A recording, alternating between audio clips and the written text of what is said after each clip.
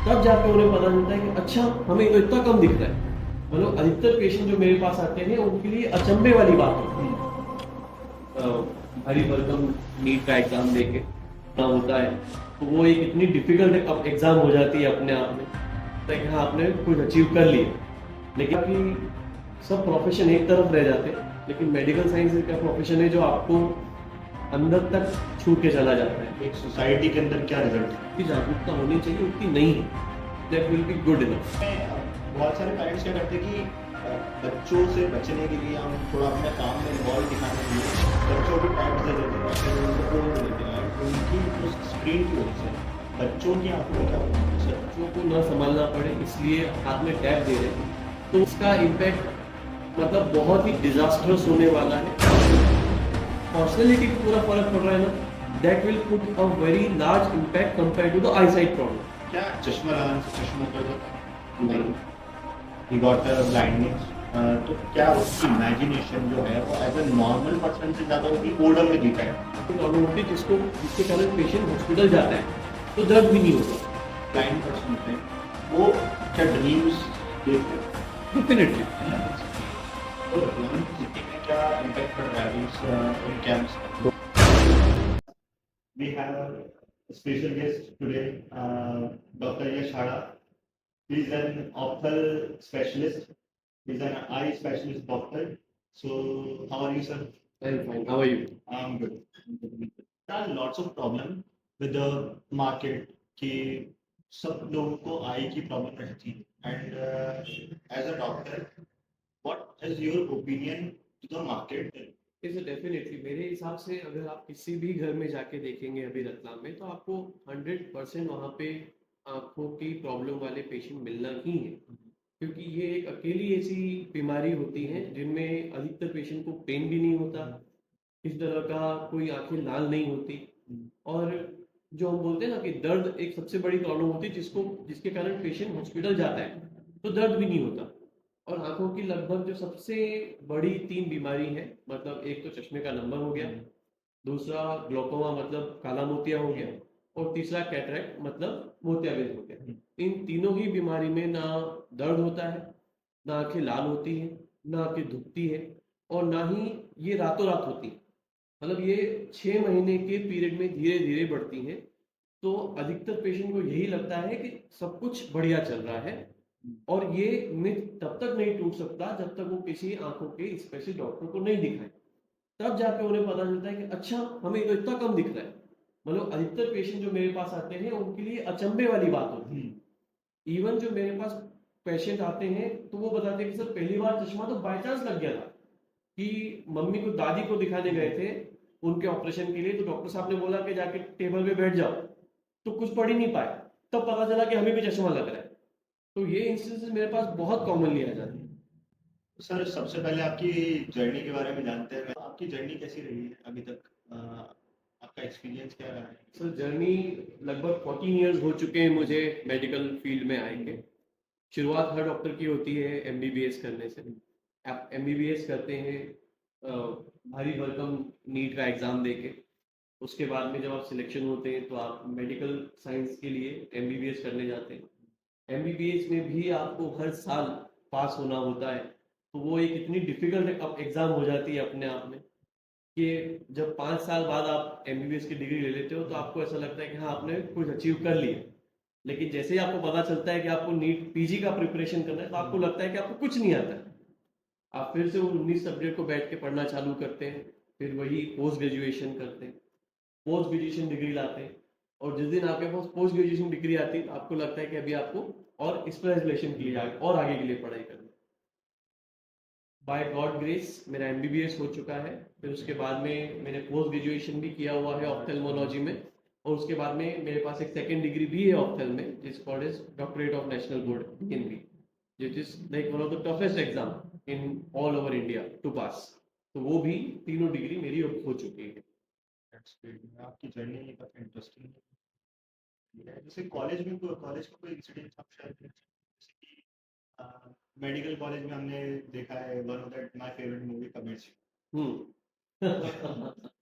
नहीं, देखिए ऐसे तो अगर मैं इंसिडेंट गिनाने जाऊंगा तो बहुत सारे निकल आएंगे। चाहे वो फिर कबीर सिंह मूवी टाइप के हो या फिर इमोशनल हो या फिर ऐसे हो। लेकिन बहुत सारे इंसिडेंट ऐसे रहते हैं जो आपको बहुत ही इमोशनली टच कर देते हैं। एक ऐसा इंसिडेंट था कि मेरा पीडियाट्रिक्स का मतलब जो चाइल्ड हेल्थ से रिलेटेड एग्जाम होता है, वो एग्जाम देने में जा रहा था। तो हम जो बच्चे होते हैं उनको हम एग्जामिन कर रहे होते हैं कि हाँ ये केस हमारा बनेगा एग्जाम में, तो आप उसको, मैं पिछले 3 दिनों से उस बच्चे को जाके देख रहा था कि वो कैसा है, अब कैसा है, क्या चल रहा है। उस टाइम हम जूनियर डॉक्टर्स थे, हम ट्रीटमेंट कुछ नहीं करते, बस हम जाके देख रहे थे कि कैसे उस पेशेंट को देखा जाता है, क्या क्वेश्चन देखने होते हैं, क्या क्वेश्चन पूछने होते हैं, क्या इन्वेस्टिगेशन करवानी होती है। और चौथे दिन जिस दिन मेरा एग्जाम था, तो उसकी माँ रोते रोते आगे निकल गई और उसके पापा उसको, डेड बॉडी को हाथ में लेके निकल गए मेरे आंखों के सामने से। तो उस दिन लगा कि सब प्रोफेशन एक तरफ रह जाते, लेकिन मेडिकल साइंस का प्रोफेशन है जो आपको अंदर तक छू के चला जाता है, क्योंकि यहाँ पे आप डायरेक्टली किसी इंसान को जो जीता है, जागता है, खुश रहता है, दुखी होता है, उससे डील कर रहे हो। तो यहाँ पे ये कहना कि पेशेंट को ट्रीट करा जाता है, नहीं, आप एक ऐसी बॉडी जिसमें फुल ऑफ इमोशंस है, आप उसको ट्रीट करते हो। तो बहुत ही चैलेंजिंग हो जाता है किसी भी पेशेंट को ट्रीट करना, क्योंकि आपको पेशेंट ट्रीट नहीं करना है, आपको उस इंसान को ठीक करना है, मेंटली, साइकोलॉजिकली, और जो प्रॉब्लम जिसके साथ वो आया है वो उसके साथ में भी। बट ऐसी कोई इंटरेस्टिंग स्टोरी जैसे कि एक्चुअली कबीर सिंह में दैट स्पूट वाली स्टोरी थी जिसमें कुंडी लगा के उसको मारा था पर्सन को, ऐसी कोई स्टोरी? वो तो सर वैसी बहुत सारी है, राइट।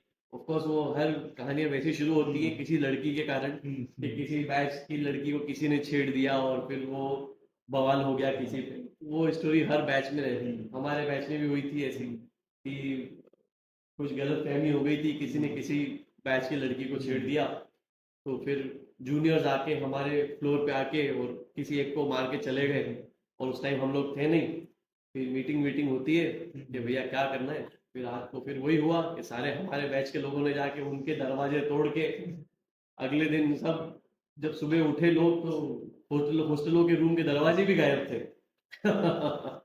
वो तो वो स्टोरीज तो हमेशा हॉस्टल रहती है, ऑफ कोर्स। में रहे ना। जी। हाँ, हॉस्टल के अंदर ये स्टोरीज बहुत कॉमन होंगी आपके। बहुत कम। हाँ, हॉस्टल लाइफ आपकी बहुत काफी इंटरेस्टिंग रही होगी। हॉस्टल लाइफ बहुत इंटरेस्टिंग थी। आप हॉस्टल में अपने रूम में सिर्फ तब जाते हैं जब आपको सोना होता है, बाकी टाइम आप सिर्फ दूसरों के रूम में घूमते रहते हो, कभी कहाँ कभी कहाँ, बस यही चलता रहता है। तो बंक वगैरह भी किए कभी आपने? हाँ डेफिनेटली, मतलब शायद फर्स्ट ईयर नहीं किए थे, उसके बाद तो कभी नहीं किए, उसके बाद अकल आ जाती कि बहुत पढ़ने को है। फर्स्ट ईयर में शायद कुछ यूनिट टेस्ट और ऐसा कुछ था, तो वो दिया और फिर 10-15 दिन की मास बंद। किताबें इतनी मोटी एक। राइट राइट राइट, तो हुआ यही ना, इसलिए तो फिर उसके बाद कभी किया नहीं। जब मास बंक करके वापस आए, तो फिर टीचर ने बोल दिया कि लोअर लिम्ब जो है वो डिक्लेयर, उस दिन पढ़ा तुम लोग आए नहीं, अब कुछ नहीं हो सकता। तो वो लोअर लिम्ब का भूत हमें पूरे साल सताता रहा। फिर अब समझ में आ गया कि भैया मास बंक आप नहीं कर सकते, बहुत पढ़ने को है। एज अ डॉक्टर अभी आपकी जर्नी कैसी चल रही है? लाइक आपने काफी सारे कैंप किए हैं, तो उन कैंप से एक सोसाइटी के अंदर क्या रिजल्ट है? नहीं, कैंप करना बहुत ज़्यादा ज़रूरी है सर, और मेरे हिसाब से ऑप्थेल्म से ज़्यादा ज़रूरी किसी फील्ड में नहीं है। फॉर एग्जांपल अगर आप गायनेक का फील्ड करते हैं, तो पेशेंट को पता है कि उसको गायनेक प्रॉब्लम्स है, या फिर उसको शी इज एक्सपेक्टिंग मदर बनने के लिए, या फिर वो मदर खुद बन रही है, प्रोसेस में है, या फिर जो भी चीज़ है। ऑर्थो का करते हैं या किसी भी फील्ड का करते हैं, तो पेशेंट को अपनी प्रॉब्लम पता होती है। सिर्फ आंखों में ऐसा होता है कि उसको यहाँ पे आने के बाद पता चलता है कि अच्छा मुझे ये प्रॉब्लम है। उसको बोलते हैं स्क्रीनिंग करना। स्क्रीनिंग मतलब ये कि आप सबको देखो और उनमें से ढूंढो कि किसको प्रॉब्लम है। तो आई कैंप से ज्यादा जरूरी कोई कैंप नहीं है। जैसे रतलाम जैसे सिटी में है आपका, रतलाम एक डेवलपिंग सिटी है, तो रतलाम जैसे सिटी में क्या इम्पैक्ट पड़ रहा है अभी इन कैंप्स का? नहीं सर, डेफिनेटली बहुत फर्क पड़ रहा है, क्योंकि क्या होता है ना, एक्चुअली रतलाम में अभी भी आई प्रॉब्लम्स के रिलेटेड जितनी जागरूकता होनी चाहिए उतनी नहीं है। और ये जागरूकता खासकर अफेक्ट कर रही है बच्चों को ज्यादा, क्योंकि माँ बाप जागरूक नहीं है तो उन्हें लगता है कि सब कुछ ठीक चल रहा है, लेकिन उसका खामियाजा भुगतना पड़ता है उनके बच्चों को, क्योंकि उनको भी यही लगता है कि हाँ बच्चों का भी सब कुछ ठीक चल रहा है, और उनका फिर कभी आई टेस्ट ही नहीं होता। और वो आई टेस्ट तब होता है जब वो 15 साल के हो गए, 16 साल के हो गए, तब जाके पता चलता है कि चीजें इतनी बिगड़ चुकी है कि अब तो कुछ नहीं हो सकता।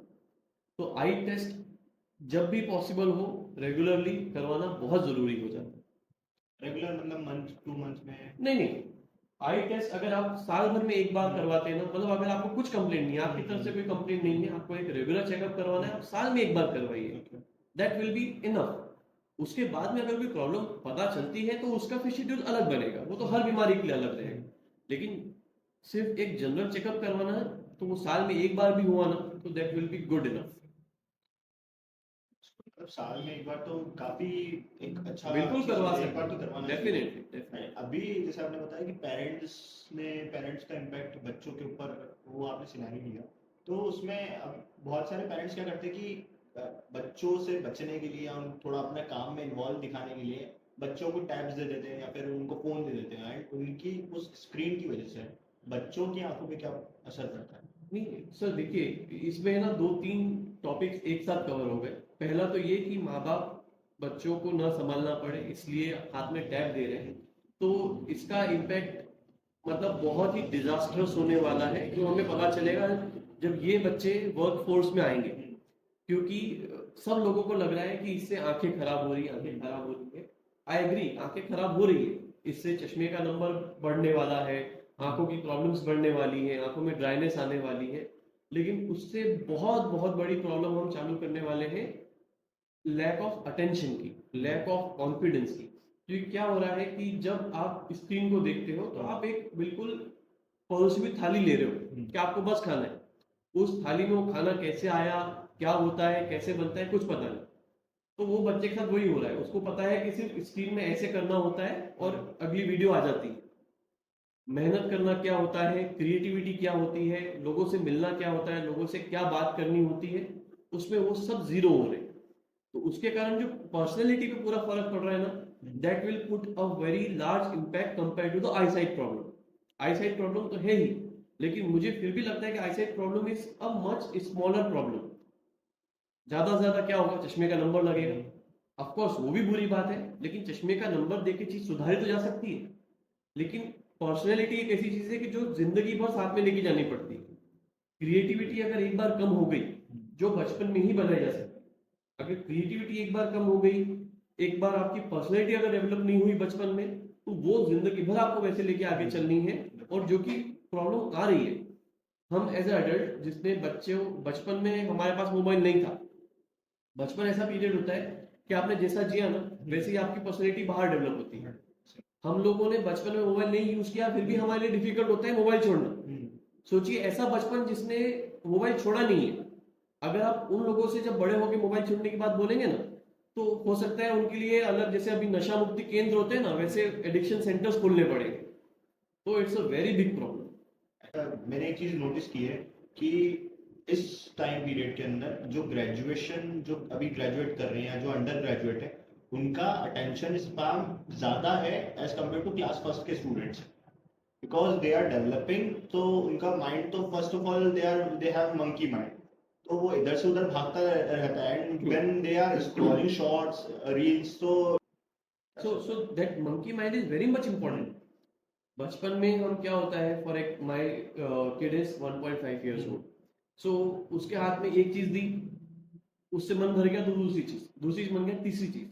बट व्हेन वो सब कर रही है, तो if she is holding something, तो उसकी वो मेमोरी डेवलप हो रही है कि ये मैंने होल्ड किया, ये कैसा होता है। हाथ में सब्जी उठा ली, फिर उसके बाद में खुरपा उठा लिया, फिर उसके बाद में टीवी का रिमोट उठा लिया। हर चीज से मेमोरी डेवलप होती है, हर चीज से माइंड डेवलप हो रहा है। बस अगर उस बच्चे के हाथ में पूरे टाइम टैबलेट ही है, तो कोई मेमोरी डेवलप नहीं हो रही है, कोई क्रिएटिविटी डेवलप नहीं हो रही है।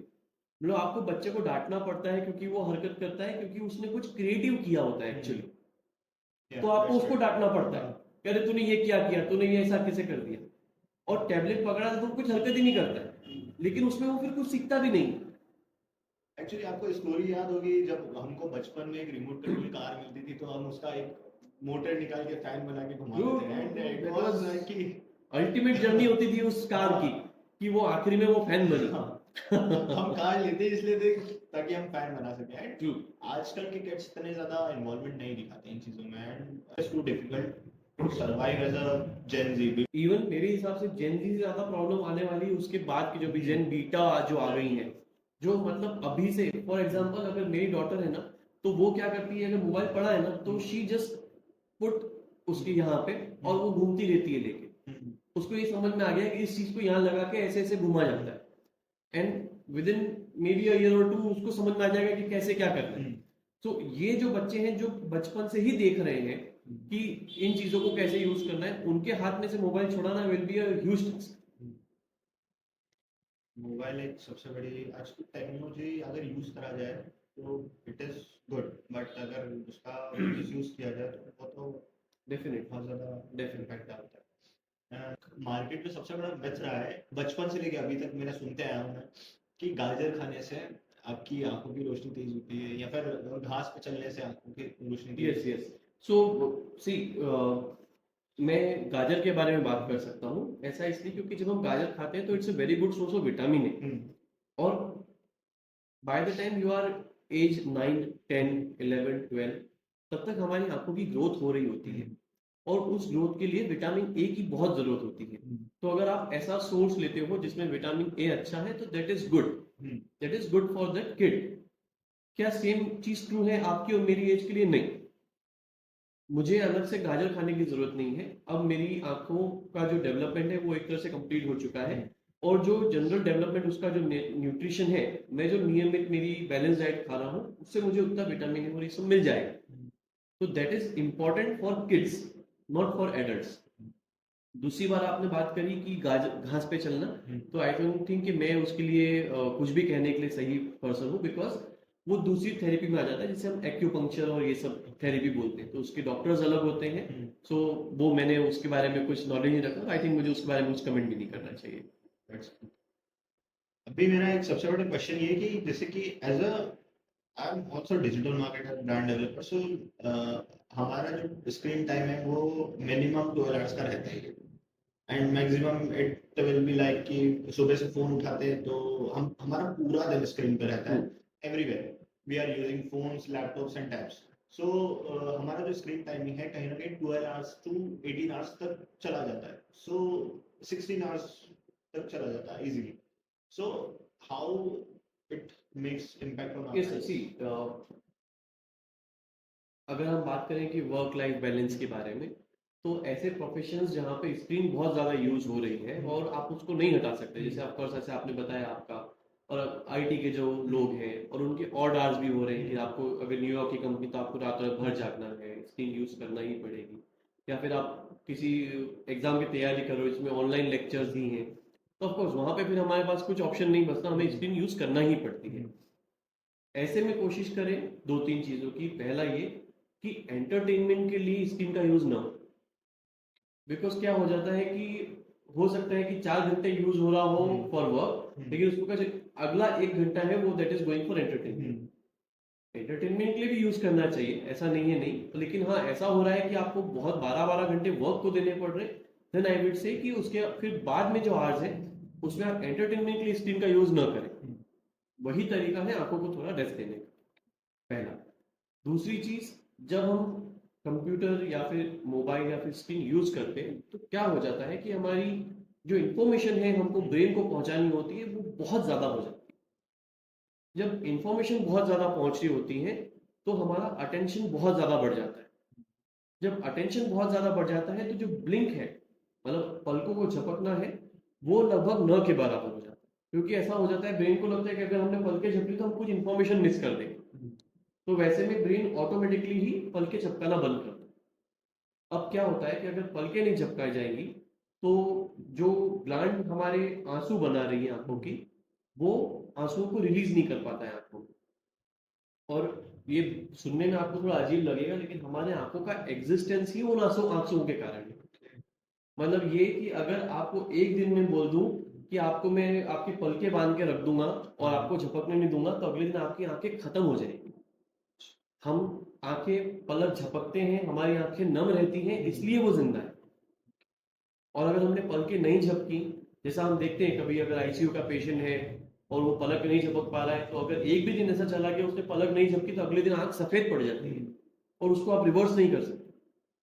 तो पलकें नियमित झपकाना बहुत जरूरी है। इसके लिए एक एक्सरसाइज होती है जो कि साइंटिफिकली प्रूवन है और आप नेट पे आपको 1000 जगह मिल जाएगी। उसको बोलते हैं 20-20-20। मतलब 20 minutes of work followed by 20 minutes of break, sorry 20 seconds of break, और उस 20 सेकेंड के ब्रेक में आपको 20 फीट दूर देखना है। 20 फीट मतलब कोई भी विंडो हो गई उसके बाहर आप देख सकते हैं, है ना।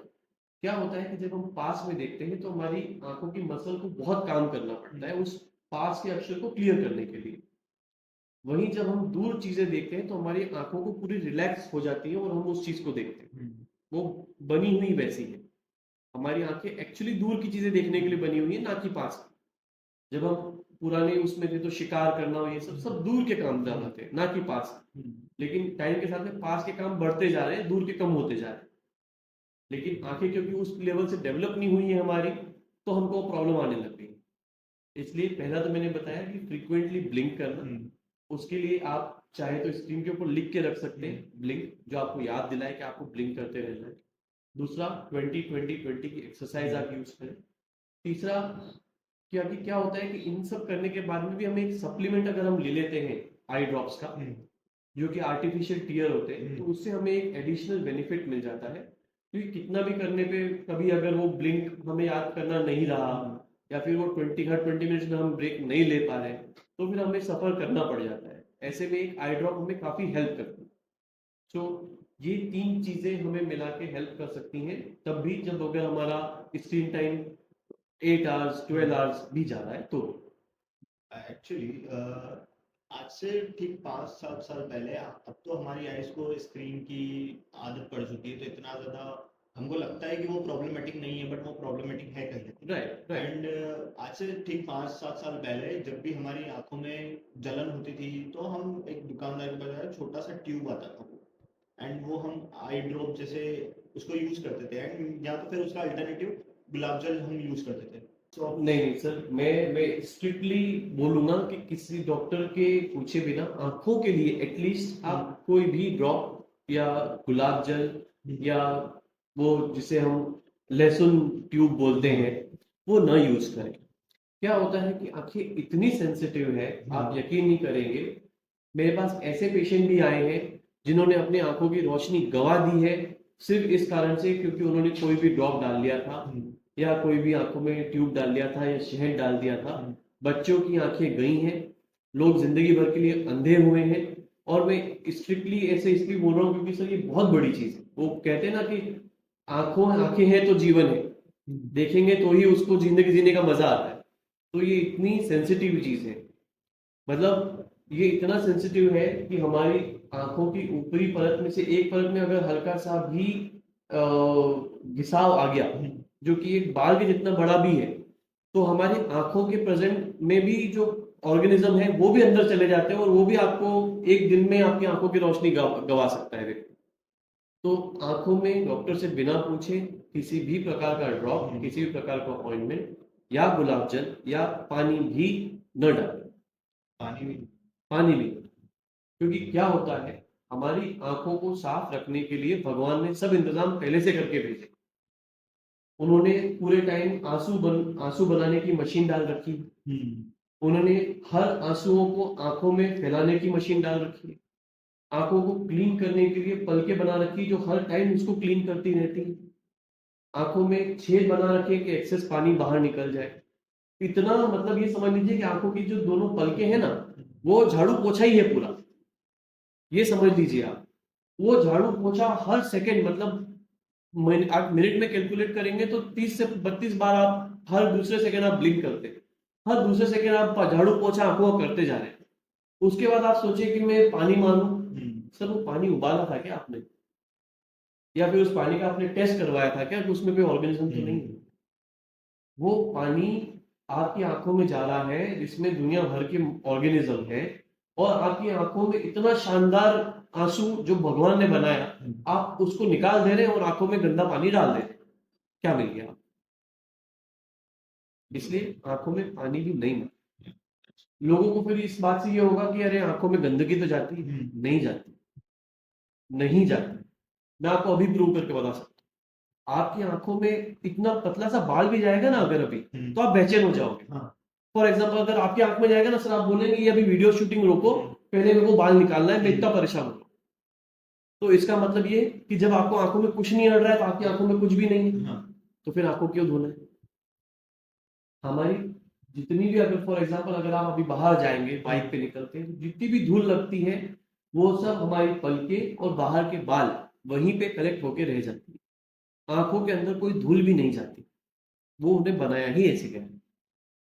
तो आपको अगर धोने का बहुत मन है कि मैं बाहर बहुत धूल धूप में से आया हूँ, मुझे अब धोना जरूरी है, तो आपके हाथ में पानी लीजिए और आंखों पे जितना चाहे मारिए, लेकिन आंखों को बंद करके, आंखों को खोल के नहीं। आंखों के अंदर का सब भगवान संभाल रहा है, आपको सिर्फ बाहर का संभालना है।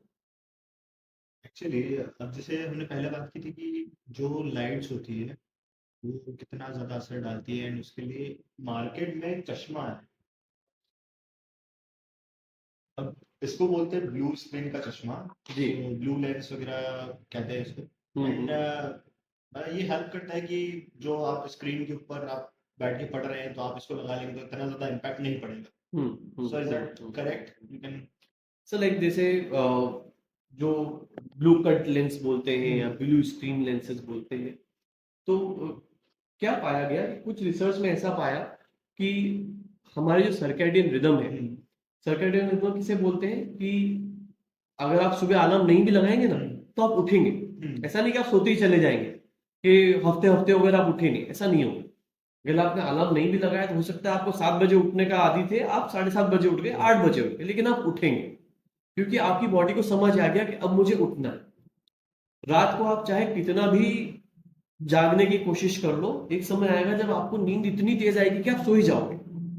ये रिदम हमारी बॉडी ने बना रखी है कि मुझे अब उठना है, मुझे अब सोना है, मुझे अब, जिसका आपका लिमिटेड कंट्रोल है आपके पास में। लेकिन क्या होता है, कुछ स्टडीज में पाया गया कि जो डिवाइसेस में से रेज निकलती हैं, जो स्पेशली ब्लू वेवलेंथ की होती है, वो जब हमारी आंखों में जाती हैं तो वो इस सर्केडियन रिदम को ऑल्टरनेट करती है। मतलब वो नींद का जो सेंसेशन होता है, जिसको जिसके लिए मेलानिन पिगमेंट्स रिस्पॉन्सिबल होते हैं बॉडी में, उनको रिलीज नहीं होने देती है, जिसके कारण नींद लेट आती है और आदमी ज्यादा देर तक जागता है। उसके कारण नींद नहीं होने के कारण फिर हजार बीमारियां और हजार प्रॉब्लम चालू होती है। तो एक तरीका तो ये है कि आप स्क्रीन को बंद कर दो और उस डिवाइस को यूज मत करो, खासकर सोने से पहले, तो आपको ये प्रॉब्लम पूरी तरीके से चली जाएगी। दूसरी तरीका है कि आप स्क्रीन यूज कर लो और कुछ ऐसा डिवाइस यूज करो जो उन रेस को आपकी आंखों में नहीं जाने।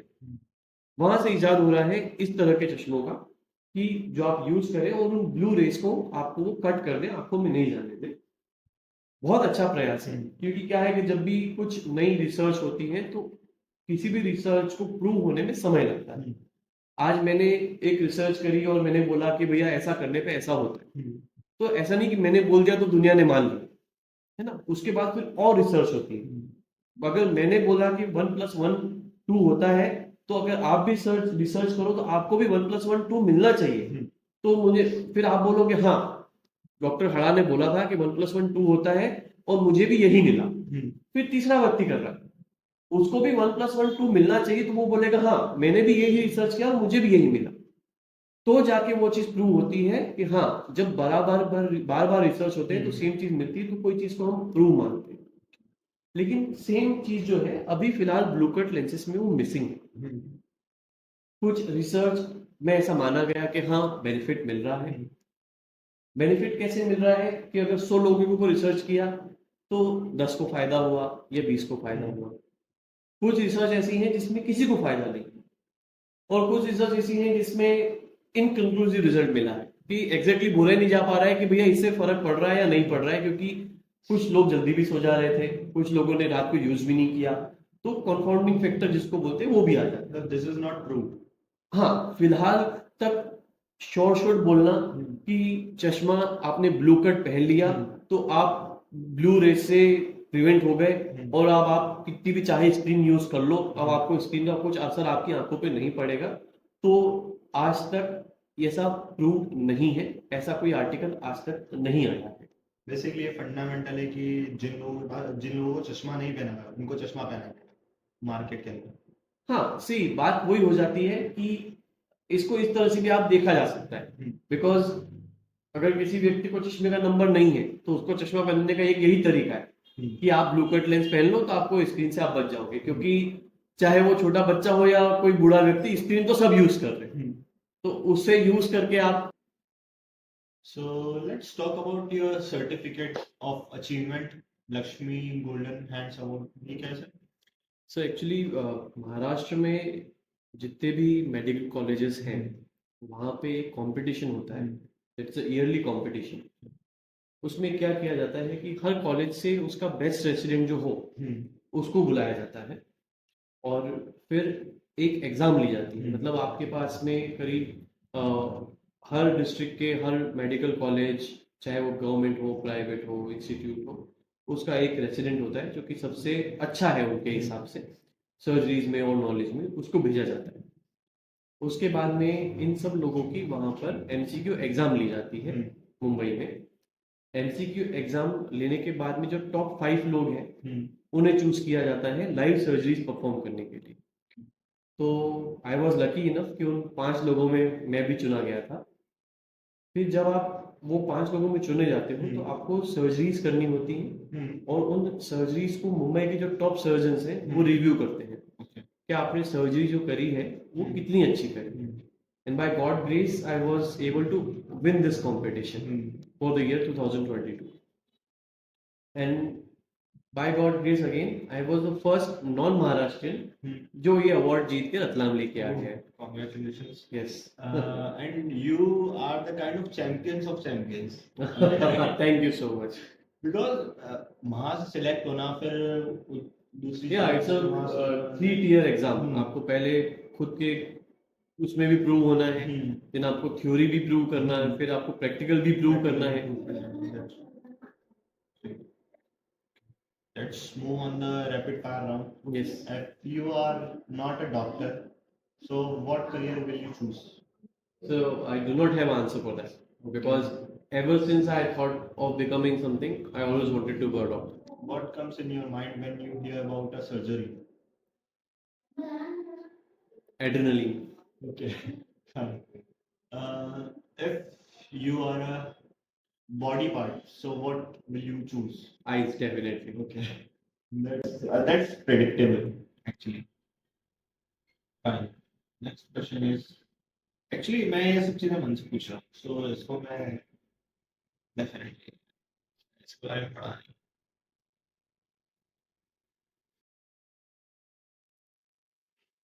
What is your advice to the child who is right now growing, who is watching you?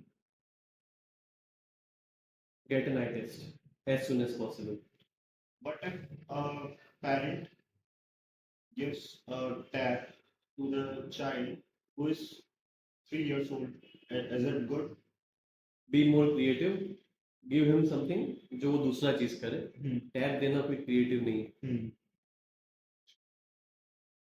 Doctor, आपका क्या ओपिनियन है, जैसे कि क्या चश्मा लगाने से चश्मा उतर जाता है? नहीं, बिल्कुल नहीं। सी क्या होता है कि लोगों को लगता है कि आंखों पे चश्मा तब लगता है जब आंखें कमजोर होती हैं। आंखें कमजोर होना और आंखों की नजर कमजोर होना दोनों डिफरेंट है ना। आंखों का कमजोर होना मतलब ये कि आप अच्छे से खा नहीं रहे हैं, आप अच्छे से पी नहीं रहे हैं, अच्छे से आपका आचरण नहीं है, तो फिर आपका सिर्फ आंखें वीक नहीं होगी, फिर आप पूरी बॉडी से ही वीक होंगे, क्योंकि आप अच्छे से खाई पी रहे हो, है ना। फिर तो आपकी बॉडी में खून भी कम होगा, आपके बाल भी झड़ रहे होंगे, आपकी स्किन भी ग्लोइंग नहीं होगी, हर चीज फर्क पड़ रहा होगा। लेकिन नजर कमजोर होना क्या होता है कि अगर आंखें जो है वो कैमरे की तरह होती है। अगर आप सोचे कि मेरे पास एक कैमरा है, अब मुझे उसे अपग्रेड करना है, तो मैं किसी दूसरे कैमरे का लेंस लाकर उसमें लगा दूं और अपग्रेड हो जाए, ऐसा नहीं होगा। वो कैमरा उसी लेंस के लिए बना हुआ है, उसकी फोकल लेंथ और वो उसी से मैच कर रही है, सॉफ्टवेयर उसी के साथ में उसका अटैच है, तो वो काम कर रहा है। सेम हमारी आईज के साथ में है। अगर हमारी आंखों की साइज मिलीमीटर्स में भी छोटी या बड़ी हो जाती है तो हमें चश्मे का नंबर लग जाता है। सो क्या हमारी जो आईज हैं वो ये नेचुरली चीज है कि इंसान की एक आईज दूसरी आई से बड़ी होती है? नहीं, दोनों आई बिल्कुल एग्जैक्ट सेम साइज की होती है। I am talking about this thing. नहीं नहीं, चाहे वो आप सामने की बात करें हम्म। चाहे आप अंदर की बात Okay. करें, वो सेम ही होता है। Okay. And I also try to explain, see see मैं आपको समझने की कोशिश हम्म। करता हूँ। जैसे आज मेरी ये 2 उंगलियां, मैंने ये एग्जांपल बहुत पेशेंट को भी दिया, मेरी ये 2 उंगली है। अब ये उंगली छोटी है और ये उंगली बड़ी है ना। अब अगर मैं अच्छा खाना खाऊंगा तो मेरी ये दोनों उंगली हेल्दी होगी, बराबर। मतलब हेल्दी हो कैसे पता चलेगा कि अगर मैं इस उंगली को दबाता हूँ तो ये लाल हो जाती है, मतलब यहाँ पे भरपूर मेरे खून है और ये सब कुछ बिल्कुल अच्छा है, यहाँ पे कोई बीमारी नहीं लग रही है, सब कुछ अच्छा है। अब मैं ऐसा क्या खाऊं डॉक्टर साहब कि ये जो छोटी उंगली है ना ये बड़ी उंगली के बराबर हो जाए? पॉसिबल। मैं कौन सी योगा एक्सरसाइज कर लूं डॉक्टर साहब कि ये छोटी उंगली बड़ी उंगली के बराबर हो जाए? मैं कौन सी दवाई खा लूं? हम बॉडी में अच्छा खाना खा के किसी चीजों के साइज को डिपेंड नहीं कर सकते। नहीं, पर डॉक्टर साहब जब आप छोटे थे तो आपकी उंगली छोटी थी, फिर बड़ी भी तो हुई, खाना खाने से तो हुई। हाँ बराबर, लेकिन फिर इस उंगली की साइज की ग्रोथ उसी के हिसाब से हुई। मतलब जब मैं छोटा था तब भी ये उंगली इस उंगली से छोटी ही थी, और बाद में जब मैंने खाना खाया तो बड़ी तो हुई, लेकिन ये ज्यादा ही बड़ी हुई और ये कम ही बड़ी हुई। कहने का मतलब ये है कि अच्छा खाना खा के आप आंखों को हेल्दी रख सकते हैं, उनकी साइज को बदल नहीं सकते। और जो चश्मे का नंबर है वो आंखों की साइज से रिलेटेड है, ना कि आपकी आंखों के हेल्थ से रिलेटेड। ठीक है, आपकी आंखें हेल्दी होगी तो ही मैं चश्मा दूंगा जिसके कारण आपको नजर मिलेगी। अगर आपकी आंखें हेल्दी नहीं है ना तो मैं आपको चश्मे का नंबर दूंगा तो उससे फर्क नहीं पड़ेगा, आपकी नजर नहीं बढ़ेगी। क्योंकि जैसे मैंने समझाया, पेट्रोल की तरह है। अगर आपकी बाइक का इंजन खराब है तो मैं पेट्रोल डाल दूं ऊपर से तो क्या सब कुछ ठीक हो जाएगा? अगर बाइक पंचर है, मैं पेट्रोल डाल दूं तो क्या बाइक चलने लगेगी? नहीं, बाइक पूरी ठीक होना चाहिए तो उसमें पेट्रोल डलेगा तो वो आगे बढ़ेगी। मेरा एक और क्वेश्चन है जो कि बहुत ज़्यादा पॉपुलर क्वेश्चन रहा है अभी तक का, कि जो ब्लाइंड पर्सन होते हैं वो क्या ड्रीम्स देखते हैं? डेफिनेटली, कैसे? Because dreaming is by mind and not by the eyes. And by birth वो अगर ब्लाइंड होते हैं इट डजंट मैटर। क्या देखेंगे वो? सी जो ब्रेल है एंड ये सब जो चीजें हैं they are so much developed now, है ना। वो आपको रीड एंड राइट सब करना सिखाती हैं, तो दे सी ऑफ कोर्स वो वर्ल्ड को वैसे नहीं देखते हैं जैसे हम देखते हैं, बट दे नो थिंग्स कि कोई चीज कैसे होती है क्या, and that gives them power of imagination. और पावर ऑफ इमेजिनेशन हमारा ब्रेन लेके आता है, नॉट द आइज। क्या आप ऐसा प्रिडिक्ट कर सकते हैं कि जो एक ब्लाइंड पर्सन है, जो बचपन से ब्लाइंड नहीं है बट एक सडन पॉइंट पर आकर वो ब्लाइंड हो चुका है, it's like at the age of 16 he got a blindness, तो क्या उसकी इमेजिनेशन जो है वो एज अ नॉर्मल पर्सन से ज़्यादा होगी? क्योंकि नॉर्मल पर्सन आज के टाइम में स्क्रीन के साथ ज़्यादा इन्वॉल्व है, आजकल फ़ोन के साथ ज़्यादा इन्वॉल्व है, तो क्या उसके वो एक्चुअली बोर्डम में जीता है बेसिकली ब्लाइंड पर्सन, तो क्या उसकी इमेजिनेशन ज़्यादा बेटर हो सकती है? नहीं ऑफ कोर्स, ये कहना मुश्किल है, लेकिन ऑफ कोर्स इट्स प्रूवन कि जब एक सेंस कम काम नहीं करता तो बाकी सेंसेस ज्यादा पावरफुल हो जाते हैं, है ना। बट अचानक से ऐसी आईसाइट लॉस कर देना at the age of 16 super rare and that need immediate attention by a doctor. Okay, so we have to end this podcast because we will meet next time. Yeah, थोड़ा thank you. बात के लिए भी बचा के रखते हैं हम। Thank you so Thanks. Much. Sir, nice to meet you. Thank you.